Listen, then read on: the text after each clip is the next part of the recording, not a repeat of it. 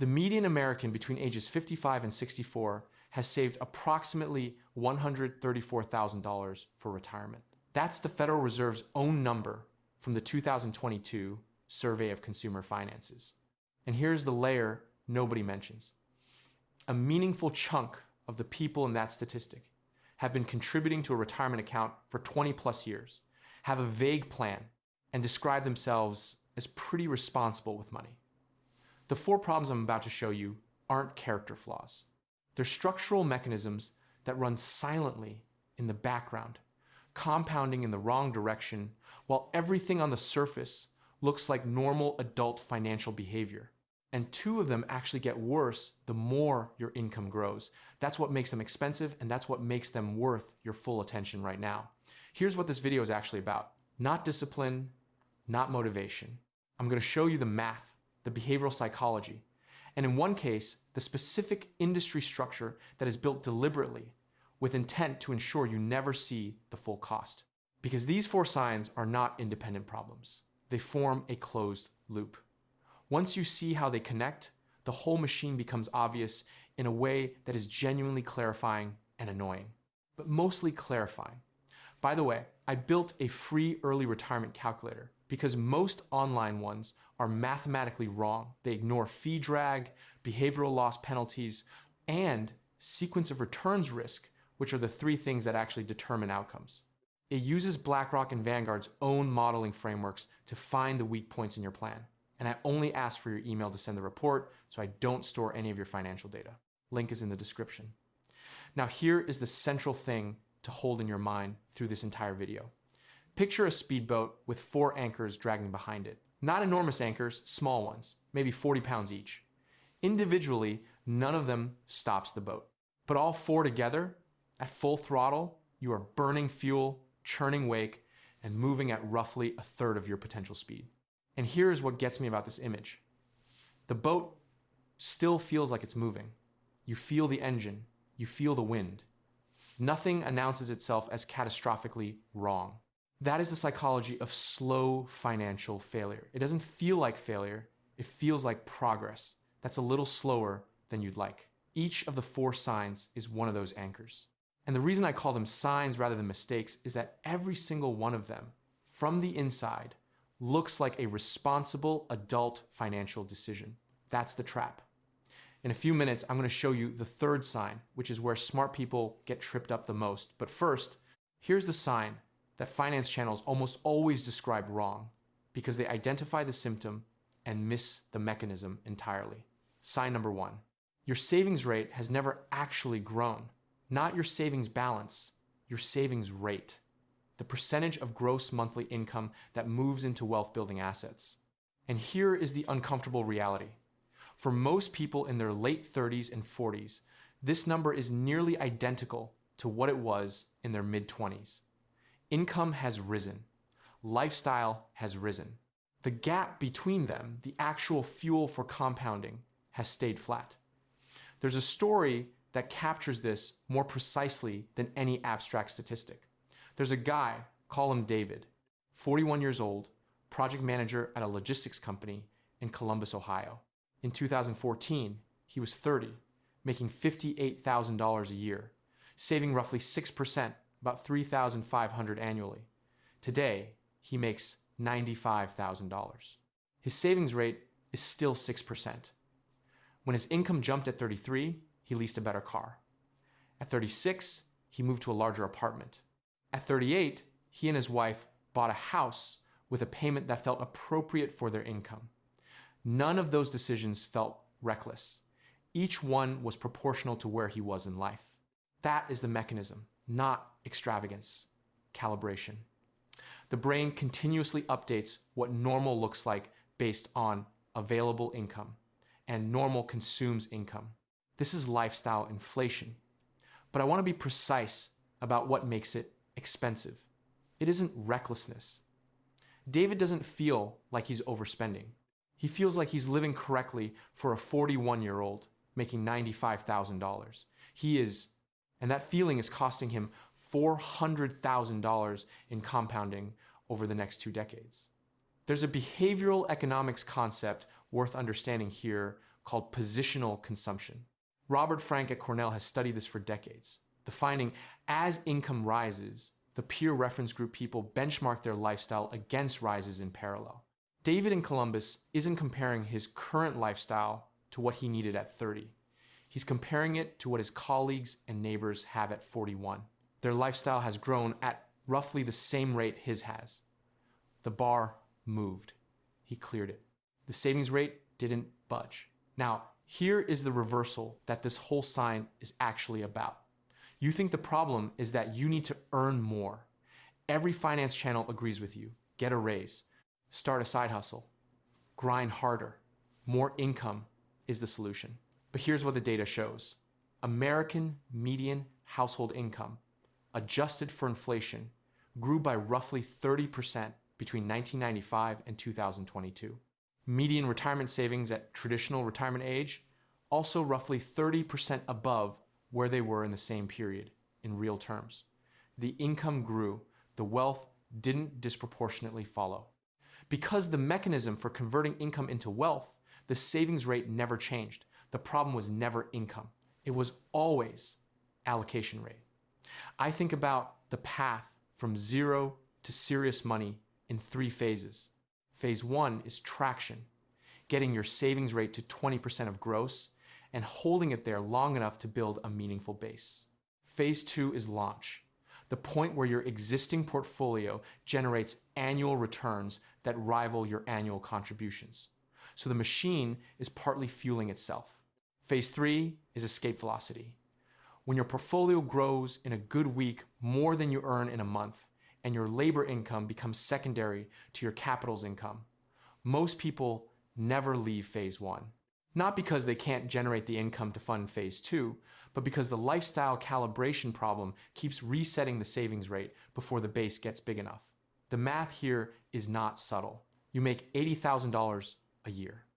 At 6% savings, $4,800 annually invested, at 7% average annual return over 20 years, you accumulate approximately $197,000. Not bad.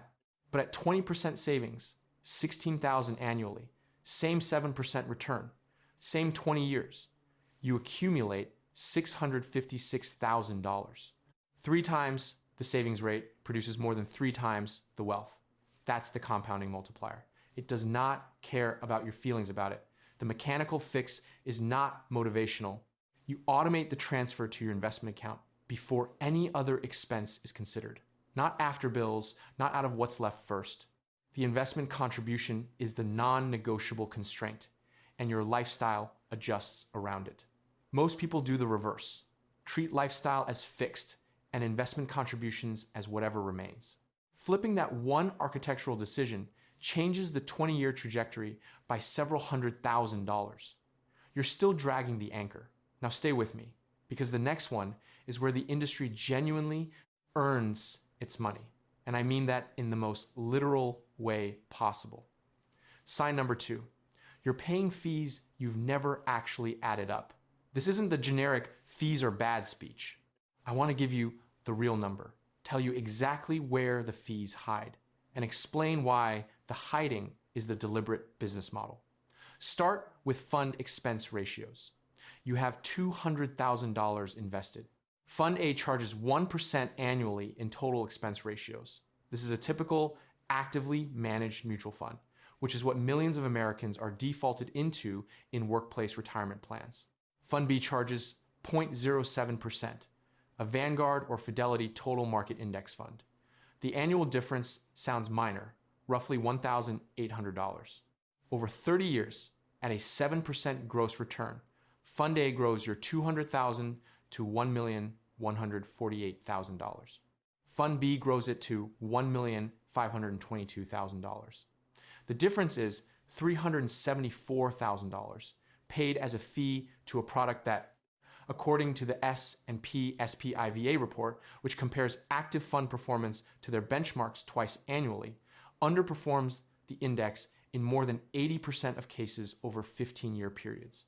You paid $374,000 for something with less than a 20% chance of being worth what you paid for it. By the way, hit subscribe if you like the content, otherwise YouTube's algorithm may never show you my videos again. I make these videos to build the channel, and subscriptions are the actual mechanism that makes this work. The second layer of fees is advisor cost. A financial advisor charging 1% AUM on a $500,000 portfolio charges $5,000 a year. That number grows as the portfolio grows. Over 20 years, accounting for the compounding those dollars would otherwise generate at 7%, you're not paying $100,000. You're paying approximately $330,000. That is what leaves your long-term wealth, because every fee dollar stops compounding from the moment it exits. $330,000 for advice that, in most straightforward long-term investment cases, consists of keeping you in a diversified low-cost allocation and talking you out of selling during crashes. Both of those things have genuine value. The question is whether that value is worth $330,000 across your investing lifetime. For people with complex tax situations, estate planning needs, or business structures, the calculus can work. For most people, investing in tax-advantaged accounts toward a standard retirement, it doesn't. There's a third layer almost nobody discusses: the target date fund trap inside workplace retirement plans. Target date funds are the default enrollment option in most 401k plans. They automatically adjust the allocation as you approach a target retirement year, which sounds useful and generally is, but the average expense ratio on a target date fund is around 0.35%. And many of them hold other funds inside them, a fund-to-fund structure where you're paying expenses at both levels. The index fund equivalent in your same plan might charge 0.04%. On a $200,000 401k, the difference between 0.35 and 0.04 over 20 years at 7% is approximately $60,000. For a rebalancing mechanism, you could replicate yourself in 3 trades per year. There's also cash drag. Actively managed funds typically hold between 2 and 5% of their assets in cash as a liquidity buffer for redemptions. That cash sits idle, not compounding, while you still pay the full expense ratio on it. On $200,000, a 5% cash buffer at 7% opportunity cost is $700 per year. In compounding, you're not getting, it runs every year silently, never appearing as a line item on your statement. The reason these fees are structured this way is not conspiracy, it's behavioral economics. A 1% annual fee paid automatically feels nothing like writing a check for $374,000 at age 65. A quarterly statement that says expense ratio 0.95% feels very different from a bill that reads fee for services rendered, $400,000. The entire industry is built on the psychological distance between the periodic charge and the lifetime cost. Closing that gap, actually computing the lifetime cost of every financial product you own, is one of the single highest return activities you can do in an afternoon. Now let me introduce you to Marcus, because his story runs through the rest of this video and it's going to crystallize something specific for you. Marcus is 42, senior accountant at a healthcare company in Phoenix. He's been there 13 years, makes $86,000 a year, and enrolled in his 401k when he started. He contributes 4%, employer matches 3%. He's never changed his allocation from what HR defaulted him into: a conservative target date fund that runs roughly 60% bonds, 35% domestic equity, and 5% cash equivalents. That portfolio has averaged about 4% annually over the past 13 years. If Marcus had been in the plan's S&P 500 index option, which his plan offers, and which averaged approximately 10% over the same period, his balance would be meaningfully higher. He doesn't know this. He's never looked at the allocation screen. He enrolled and moved on. I'm coming back to Marcus at the end of this video. He has a 5th issue that ties all 4 signs together, and when I show you what it is, I think you'll recognize it in your own situation. This is where it gets really interesting, because sign number 3 is the one that makes educated, thoughtful people the most defensive because they're convinced it doesn't apply to them. Sign number 3. Your behavior during downturns costs you more than the downturns themselves. Dalbar, the financial research firm, has been tracking the gap between what markets return and what investors actually earn for over 30 years. Their analysis of the 20-year period ending December 2022 shows the S&P 500 returned 9.65% annually. The average equity fund investor earned approximately 6.81%, a gap of nearly 3 percentage points per year that is entirely explained by one thing: people moved their money at the wrong times. Run that gap forward. $200,000 at 9.65% for 20 years grows to $1,258,000. At 6.81%, it grows to $730,000. The gap is $528,000. You didn't lose that in a crash. You lost it in a series of perfectly reasonable, emotionally sensible responses to uncomfortable circumstances. You moved to bonds when markets felt threatening. You waited to reinvest until things stabilized. You re-entered after the recovery was already well underway. You paid twice, once for the exit cost, once for missing the rebound. The psychological mechanism is documented and precise. Kahneman and Tversky's prospect theory, published in 1979, established that losses feel approximately 2 to 2.5 times more painful than equivalent gains feel pleasurable. A 20% portfolio decline doesn't register as bad. It registers as catastrophically, disproportionately bad relative to the 20% gain you celebrated when things were going well. Your brain did not evolve for long-term equity investing. It evolved for short-term threat response. A declining portfolio triggers that response. The action that relieves the threat is moving to safety. The action that maximizes long-term return is sitting still. These two directives are in direct conflict every single time there's a correction. There's an internal fidelity analysis that gets cited in behavioral finance circles, and while the original report is difficult to track down specifically, the finding is consistent with broader research. Some of the best performing accounts at Fidelity belong to investors who had either forgotten about the account entirely or were deceased. Not because inactivity is a brilliant strategy, because activity, when driven by emotional response to market conditions, is reliably more expensive than inactivity. The strategy was right. The behavior undermined it. There's a version of this problem that's even more expensive and gets almost no coverage: opportunity cost paralysis. People who are perpetually waiting for a better entry point. I've encountered investors who have been saying this since 2017. The S&P 500 from 2017 to 2024 returned approximately 140% in total.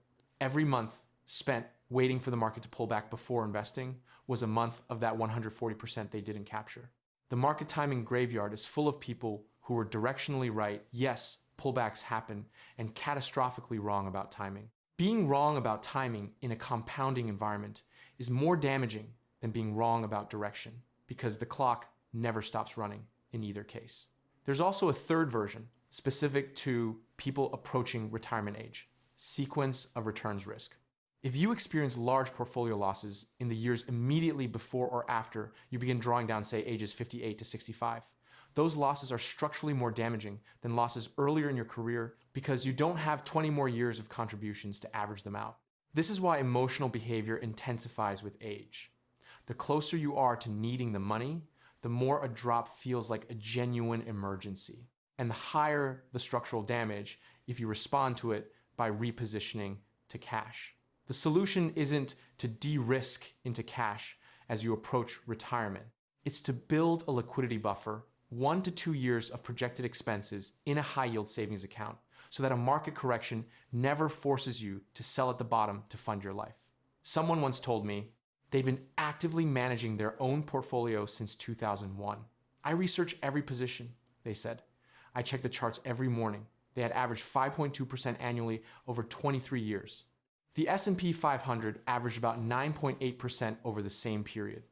That morning routine cost them 4.6 percentage points per year for 23 years. Engaged, careful, research-driven investing executed with emotional responsiveness to daily market conditions is more expensive than holding a boring index fund and never looking at it. The separation protocol is simple. Your investment account is not a portfolio you manage. It is a machine you fuel on a fixed schedule, automatic contributions, fixed calendar, regardless of what markets are doing. No checking performance during dislocations. One annual 30-minute allocation review. That protocol, followed mechanically, is worth approximately $500,000 on $200,000 in starting capital over 20 years, based on the actual behavior gap Dalbar has documented. You're still dragging the anchor. Now here's what nobody is telling you about the fourth sign. It's the one that makes the other three worse. Not in a metaphorical way. Mechanically, structurally worse. Sign number 4. You've never owned an asset that earns while you sleep. This is the architecture of the whole problem, and it goes deeper than investment selection into something closer to financial identity. There are 2 types of wealth building dependency. Type 1, your wealth grows only when you work. Your labor is the sole engine. If you stop working, accumulation stops. Your entire financial future rests on one asset, your continued, uninterrupted, healthy presence in a job market. Type 2, your wealth grows whether or not you show up, because you own assets that generate returns independent of your effort. Dividend-paying index funds, income-generating real estate, business equity, interest-bearing instruments, any return-generating asset that runs a shift you didn't work. Most Americans, including high earners making 6 figures, are type 1 investors. Their financial lives have zero redundancy. The Federal Reserve's data on this is stark. The average 35-year-old in the United States has a net worth of approximately $76,000. A significant portion of that is home equity, which is a leveraged asset useful for stability, poor as a return generator in most scenarios, and completely illiquid unless you sell or refinance. The portion of that net worth that's actually in return-generating financial assets, stocks, funds, bonds, for the median 35-year-old is closer to $25,000. $25,000 at 7% generates $1,750 in passive annual growth. That's not a second engine. That's background noise on a salary. Let me give you a mini case study with real numbers. Take someone I'll call Jennifer, 43, marketing director in Seattle, gross income of $115,000. She has a 401k with $84,000 in it, a high yield savings account with $22,000, and no other investments. Total investable assets, $106,000. She's technically crossed the $100,000 threshold. But here's what her money is actually doing. The 401k in a standard 60-40 allocation generates about 5.5% annually. The savings account returns approximately 4.6% in early 2026 interest rate conditions. Her blended return on total assets is roughly 5%, generating about $5,300 per year in passive growth, after tax on the savings account interest closer to $4,000. That's her second engine. $4,000 a year on $106,000 of capital, about 3.5% of her monthly income. Her money is doing a favor, not a job. What changes if Jennifer makes one structural decision? Same $106,000, repositioned, $80,000 into a total market index fund inside her 401k, $26,000 into a taxable brokerage account in a low-cost S&P 500 ETF at 0.03% expense ratio. Assuming an 8% average annual return, the conservative end of what index funds have historically generated after inflation adjustments versus her current 5%, the difference on that $106,000 over 15 years with no additional contributions is approximately $140,000. Not from working harder, not from earning more. From one afternoon of decisions about where the money already sits, Jennifer's situation isn't bad. It's above average. She has 6 figures in investable assets at 43. The problem is she's generating 60% of the return she could be, and she's never made a conscious decision to change it because nobody has ever shown her that specific calculation. Now here's the part that actually explains why the type 2 transition doesn't happen for most people, even when the access is there. In early 2026, you can open a Vanguard account in under 10 minutes, invest $1, and hold fractional positions in over 3,500 companies globally through a single ETF. The infrastructure is free. The minimum is essentially zero. The historical return of the total market index is documented over 90 plus years. The access problem has been solved. The identity problem hasn't. There is a deeply embedded cultural equation in American life between work and virtue. Earned income feels legitimate in a way passive income doesn't.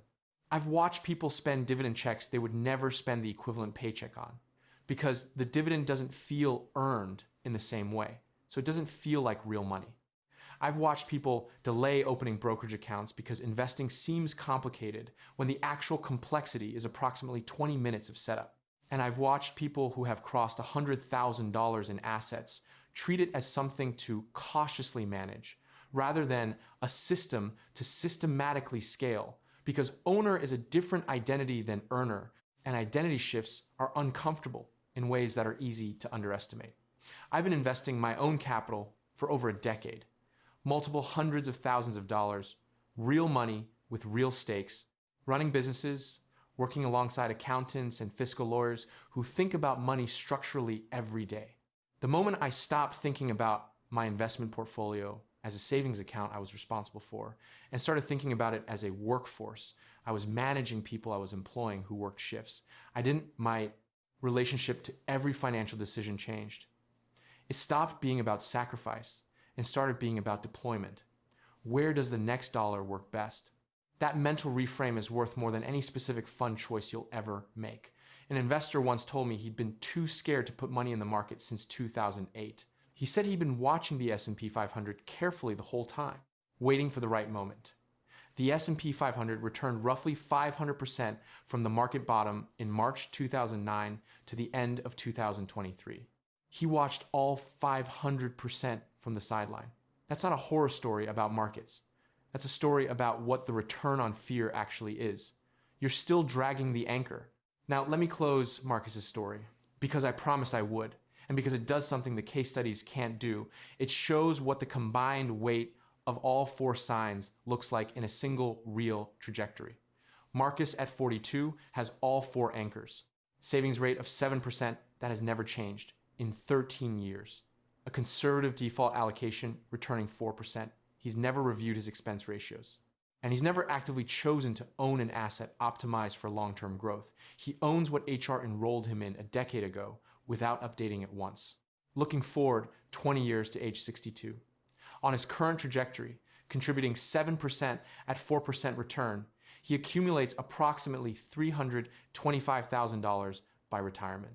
If Marcus makes 4 changes this month, raises his contribution to 15%, switches to the plan's index option at 0.04% expense ratio, sets up an automatic $250 monthly contribution to a taxable brokerage in a total market ETF, and removes his investing apps from his phone so he can't react emotionally during volatility, his projected balance at 62 is approximately $1,050,000 across both accounts, assuming an 8% average return, the same income, the same city, the same job, 4 mechanical decisions at age 42. The gap between those two, Marcus's $325,000 versus $1,050,000, is not a gap in intelligence, effort, or income. It's 4 anchors he cut versus 4 anchors he kept dragging. 3 things to do this week, specifically this week, not some abstract future point. First, calculate your actual savings rate right now, not your estimate. Open the last 3 months of bank statements. Identify every dollar that moved into a retirement or investment account, divide by your gross income over the same period, multiply by 100. That number is probably lower than you think. If it is below 15%, you have your first anchor to cut. Second, look up the expense ratio on every fund you currently own. Log into every account, find the fund names, search the expense ratios.